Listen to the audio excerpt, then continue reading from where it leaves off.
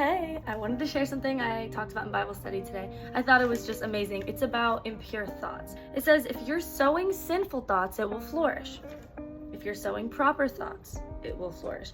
What does sowing really mean? Sowing means really tending to it. It's one thing to have a bad thought and to put it to death. It's another thing to have a bad thought and to stew on it, to continue thinking about it, to tend to it, to prioritize that bad thought. So it says, obviously, don't sow sinful thoughts. It will flourish. You want to sow the right things so that the best things will stick with you and last. Another thing it says, whatever you pay attention to, it will grow. So just like a marriage, if you neglect your partner, there's going to be a bad marriage. If you pay attention to it, it will grow. Just like a plant, you want to pay attention and water the plant so it doesn't die on you. You got to really water the things that matter. Whatever you pay attention to, it will grow. Put to death sexual immorality, that impurity. Put that impurity of sexual immorality to death. Sex is not a sin. We have come to think, oh, sex is a sin. Sex is not a sin. It was just meant to be between a man and woman when they're married. That's the difference.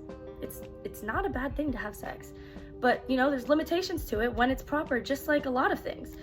There's good timing, And lastly, it says about impure thoughts. I can't prevent a bird from passing over my head, but I can prevent a bird from building a nest in my mind. Saying it's one thing to observe a passing thought or something bad going on. That's not necessarily a conviction. But if you let it build a nest in your head, you can prevent that, and you don't want that to flourish. You don't want to tend to the bad thoughts. So let it surpass, observe it as it goes. Don't let it nest in your head. And that's what I got to say today. Thank you for watching. Until next time.